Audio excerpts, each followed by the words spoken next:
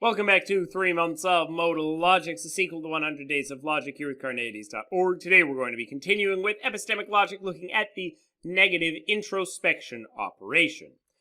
Now, imagine that you have a piece of evidence. Your friend is lying face down on the floor of her flat. F will represent that. You also have a belief that your friend is dead. D. Now, in normal circumstances, perhaps F might justify D. You walk in, your friend's lying face down on the floor of their apartment. Makes sense. Now, take the piece of evidence that your friend likes to sleep on the floor. S.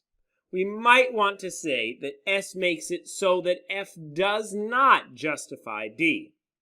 Since your friend sleeps on the floor, finding her face down in her flat is not justification for her being dead. She might just be asleep. We're going to introduce a new operation to help us express this. It will be represented by a question mark. It will mean that some reason is sufficient information or sufficient justification to deny that some other reason justifies some belief. Question marks mean that S is sufficient to justify a particularly negated justification.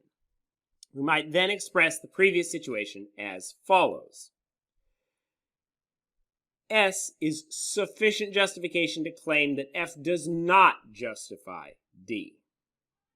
The fact that your friend often sleeps on the floor is sufficient justification to claim that her lying face down on the floor of her flat is not sufficient justification for the claim that she is dead.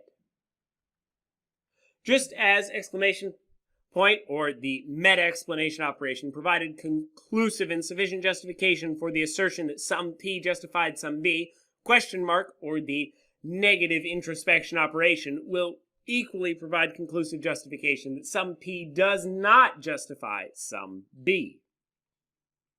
And of course, the skeptic will have similar concerns here as with the positive introspection operation, the meta-explanation operation. Basically, this should be fairly simple if you understand the ideas of the meta-explanation operation or the positive introspection operation. This negative introspection operation is just kind of a negation of that. Up next, we are going to be using our new negative introspection operation to come up with a final axiom for our systems of justification, which is going to map nicely onto axiom 5 from modal logic. Watch a new video every single day for 100 days here at Carneades.org and stay skeptical, everybody.